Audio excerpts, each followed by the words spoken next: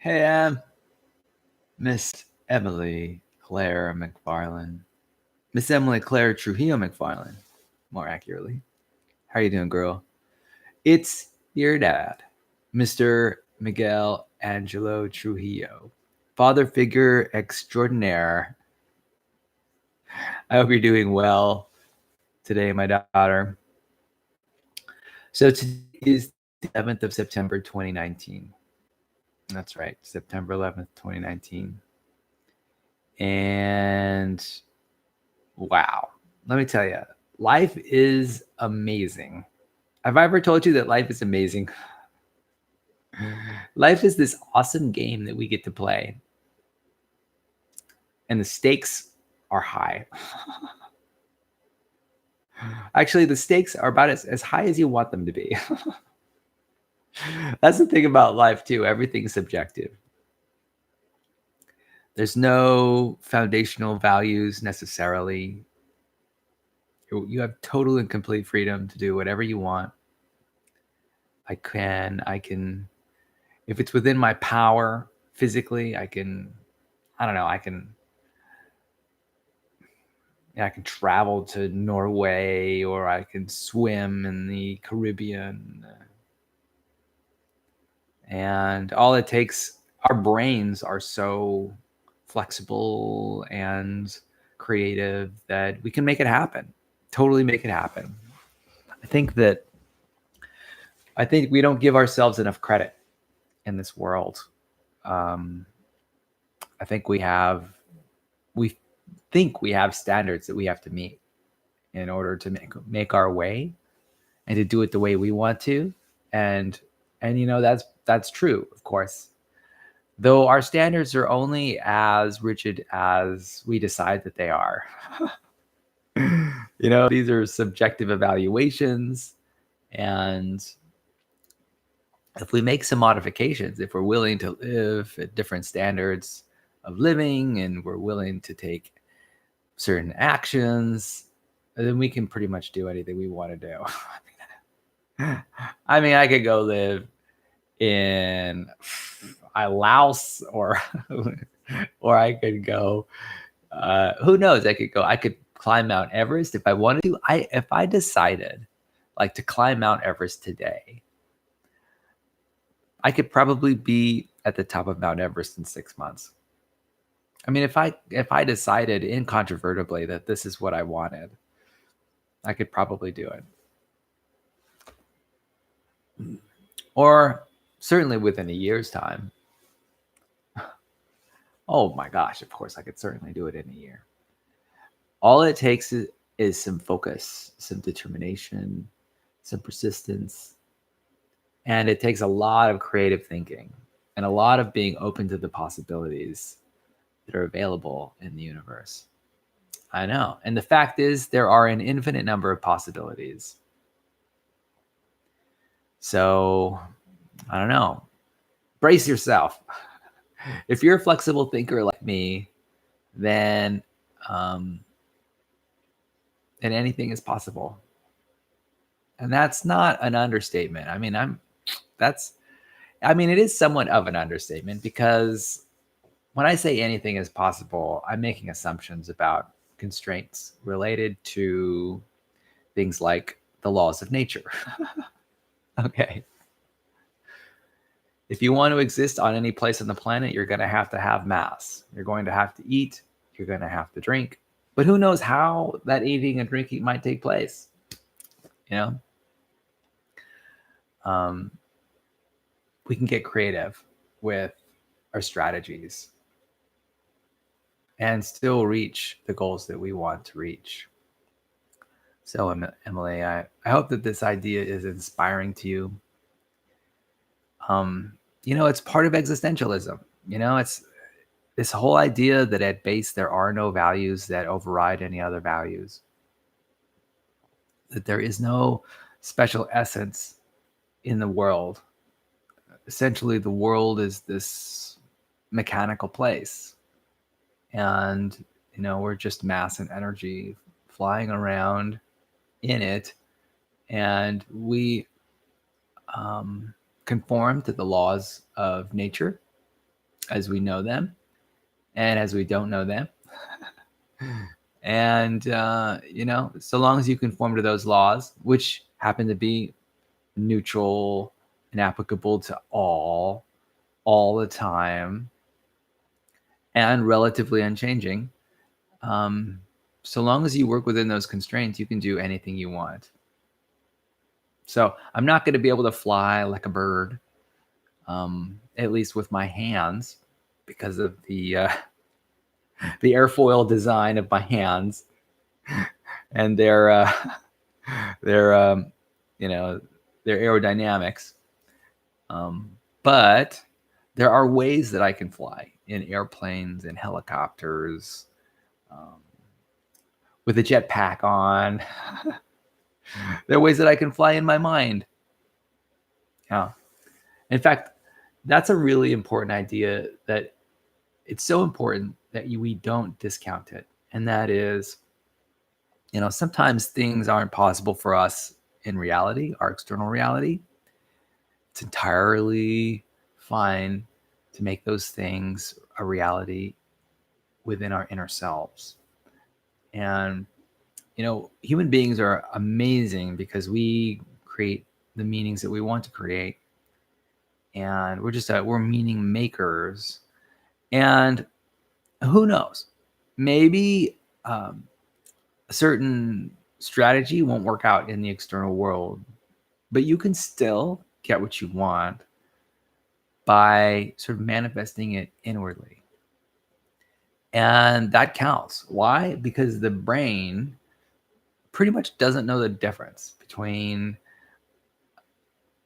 your internal reality and your external reality. It just doesn't know. And here's a good example. You may have heard speakers talk about having the audience imagine that they're chewing on a lemon, and they're remembering, and as they're imagining chewing on the lemon, they think of the sourness of that lemon wedge or the lemon slice, and they think about chewing it with their teeth and the bite of the acid in their mouths. And before you know it, the audience members' mouths are salivating. In fact, my mouth is salivating right now as I am sort of recounting this idea. My brain is preparing to process citric acid, and my mouth glands, the salivary glands, are operating. They just ramped up their operation because they've got work to do. All it took for me was 10 seconds of imagination, and my body was already preparing for that event to happen. And there is no lemon around. There was an inward lemon, an inner lemon, but there wasn't an external lemon. And my brain sort of understands both lemons as being the same. So, I think that's a really critical point to make. What you imagine in your inner reality is almost just as real as your external reality, which is a really important warning that I'm providing to you right now. So open your ears, because your dad's about to drop a golden nugget of wisdom.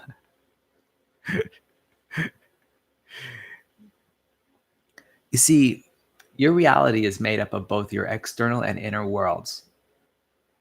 And if you want to experience joy, happiness, peace on a regular basis, it is critically important for you to manage your inner reality, because it has a real impact on your life, your mood, your level of happiness, and your ability to grow and develop. Work on that inner life of yours.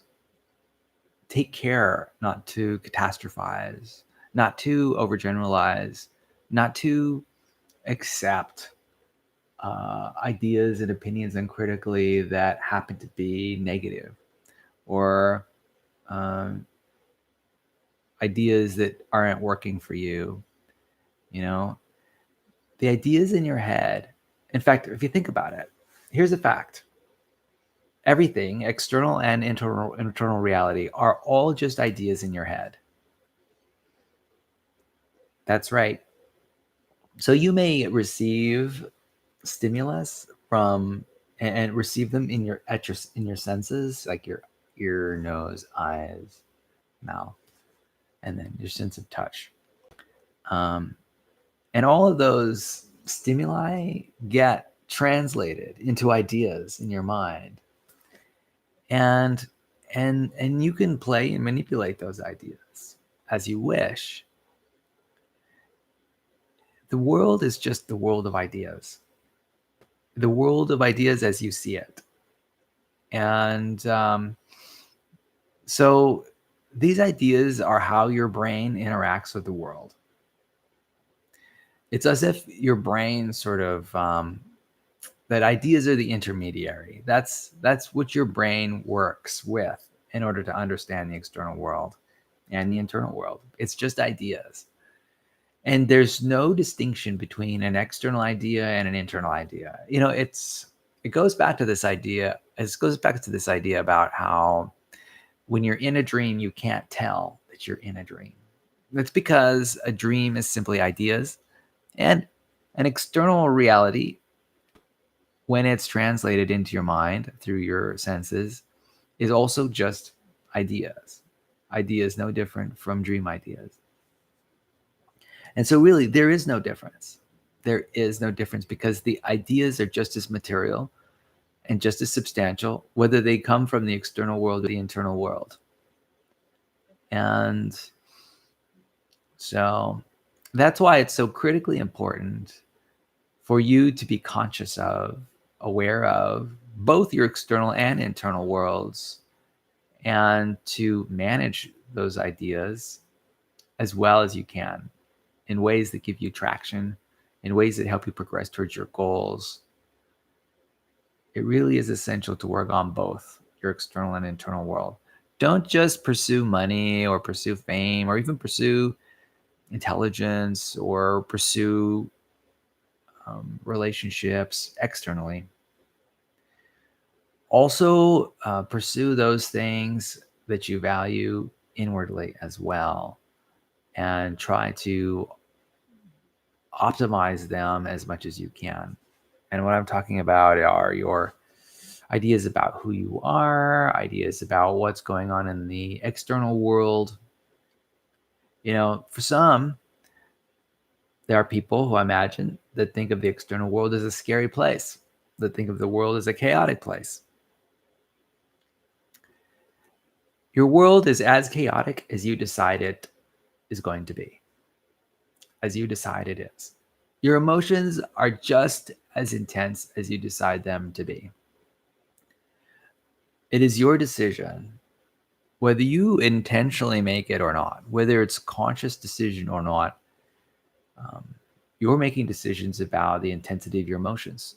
You're making decisions about your your status in the world, about whether you're capable, whether you're capable in your environment. It is entirely possible for a quadriplegic to feel physically competent and confident and capable of dealing with the external physical world. It is entirely possible. And in fact, it is entirely possible for a person who's a quadriplegic to have more physical self-esteem than an Olympic sprinter who, yeah, it is absolutely possible. At least I think it's possible. I think it's possible because this is all about the world of ideas. It's all about the world of ideas. And whoever manages their ideas the best has the best life. And it actually doesn't matter whether that person makes $1 million or $0. It just doesn't matter. Now, if you are only making $0, it is a little bit more challenging to pull it all together. Because, look, fact is, physical health is important to maintaining mental health. It just is. And oftentimes money is a factor in helping you maintaining your physical health. It just is. So, you know, so long as you're not engaged in, as long as you're not subject to extreme poverty, you could be happier than the richest woman or person in the world. Absolutely. And all it takes is a focus on the ideas that you're generating to live your life. So anyway, that's the end of your fatherly message today. I hope you enjoyed that little golden nugget of wisdom. For me, it's a good reminder as well. I think we can all benefit from a refocusing our attention on our ideas and how we manage them. This it really does. It really is a practice. It's a discipline. It's something that we ought not take for granted. It is a superpower for us as human beings to be able to manipulate our ideas and to decide on our moods and the intensity of our emotions and what we think about. In fact, really, that's really the linchpin of this idea, and that is, it's up to you about what you think about. What ideas you dwell on, what ideas do you spend time on, because that determines who you are in the world. Yeah, it determines what opportunities you take advantage of. It determines how successful you are, by your own standards. And, it pretty much determines everything. Where you spend your mind, where you spend your time, what ideas you spend your time contemplating. Mhm. Yeah, absolutely. And you can turn your life into a heaven or hell, depending on what ideas you choose to spend time thinking about. Now, here's the thing. You want to make sure that at all times that you are doing reality checking, right? Like, ideas are great and wonderful and all, but every once in a while we need to touch reality, right? There's a touchstone about the facts that exist that are important. I mean, I could say that, you know, um, ideas are everything, and they are a lot. I would say ideas are pretty much 90% of the game of life. But there is that 10% where you've got to do reality checking. The fact is, here's the thing about life. It's rather neutral. That nature is neutral, and it's you who's bringing your creative powers to nature and sort of expending your time and energy on this neutral canvas we call our external reality. Your external reality can be whatever you choose it to be, at least in terms of its meaning. Okay? The physical facts, well, those you can't change. I'm a believer in external reality and the primacy of external reality. The external reality as it is exists. Everything is made of atoms, and then there are fields, which is pretty much everything else. Atoms and fields. And well, I'm exaggerating a little bit because it's not just atoms, but it's also subatomic particles, right? And all the families of subatomic particles that exist, and all the families of fields that exist. And that's all there is. That's all there is. Atoms and fields are I should say particles and fields.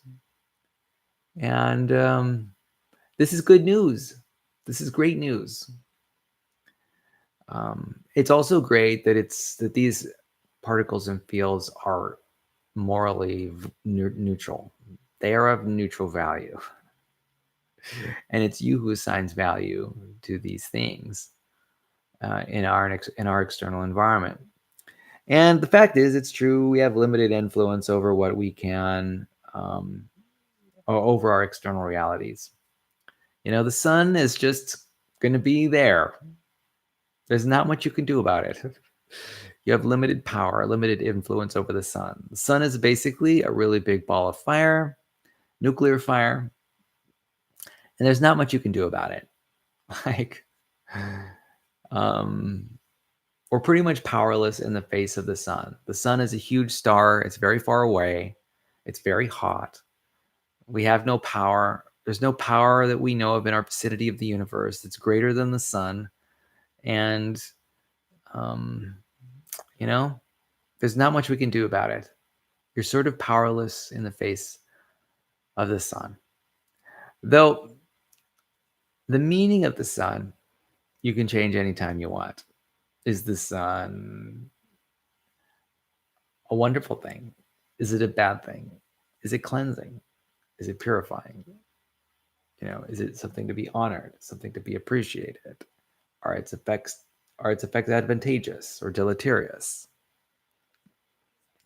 You get to decide. And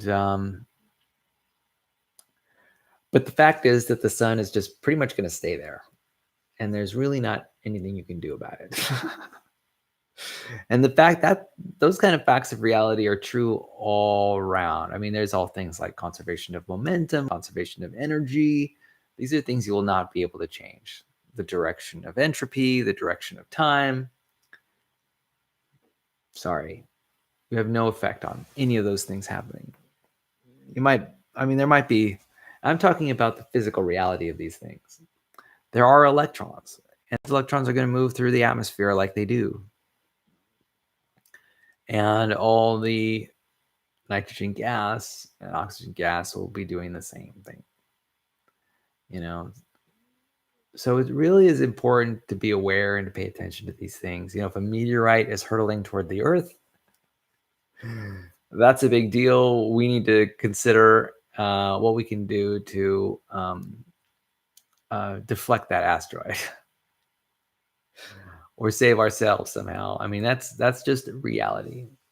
When you've got masses like that hurtling towards your home planet, there's only a limited number of things you can do. All it takes is a meteor the size of 10 kilometers across, and basically the planet's a goner. And there's nothing we can do to change that, right? That's just the facts of physical objective reality. So, you really have to take those into consideration.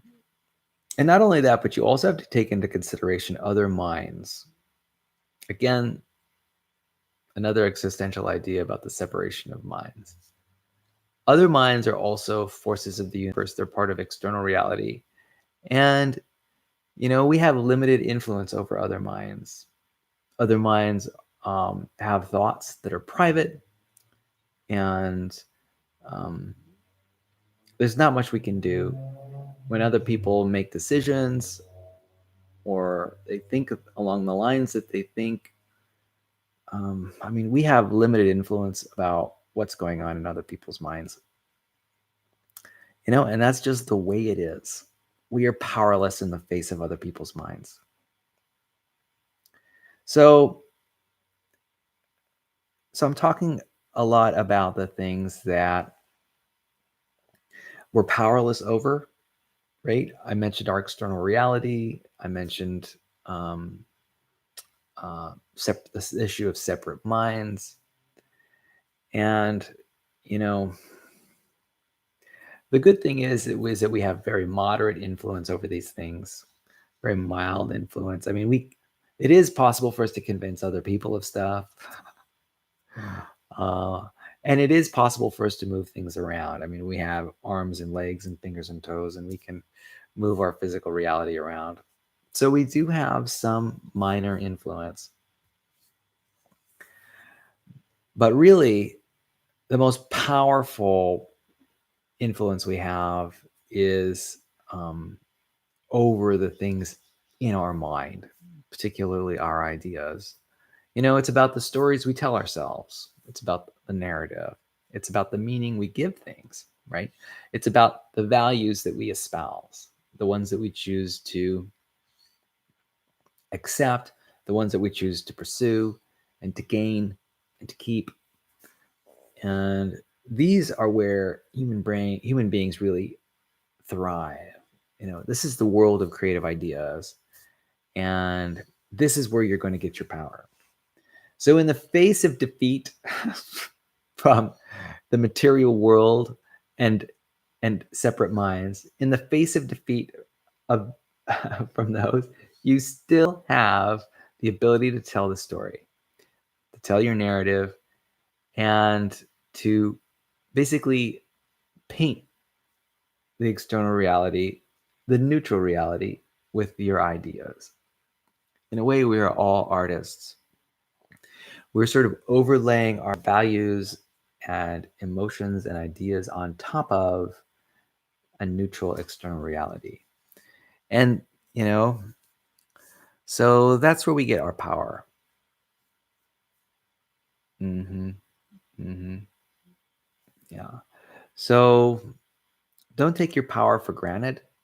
And certainly, I ask that you use your power. Use it every day. Use it every moment of every day. And the more conscious you are of using your power, the more you won't get in your own way. The more you won't trip over other people's toes.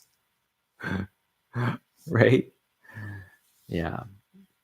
So, hey, I just want to acknowledge and appreciate the fact that you're spending time with me right now. And I hope that you're gaining something from this monologue that I have to share. Um, thanks for spending some time with me, and you know, being present, at least with me, so that we can go over these ideas, which I think are critical, and I think that you'll benefit from. Um, I am, by the way, I am, just so that you know, I am considering moving. Actually, I have already, I'm basically considering moving to Santa Barbara. And it's actually gone beyond just simple consideration. I'm taking real action to make that happen. And that action has form and dynamic energy. And in time, I will cease to be living in Lompoc. So I just want to let you know about that. And I also want to emphasize that things will not be changing. Other than that, the form of our communication will change slightly, but the quality will not. The quality will still be high.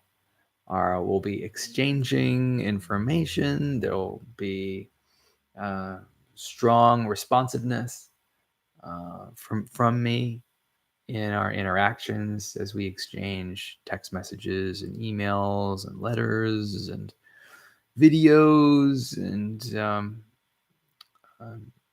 music playlists and things like that. That will all continue to be the same. And so, what I'm hoping is I want to maintain this foundation that we've built over the years and make sure that we're each benefiting from each other's interactions to the best of our ability. Um, I want to say thank you for all that you've given me and continue to give me, all of those gifts of your intelligence and your understanding and even your acceptance of the way things are. And thank you. Thank you. It's really been a joy and a pleasure. And I'm really optimistic about the future. I still think that our meeting and visiting uh, is possible, and I'm really looking forward to the next time that we meet. I think that you know, I think I think it'll be as wonderful as all the previous times, And I'm definitely looking forward to it happening again in the near future.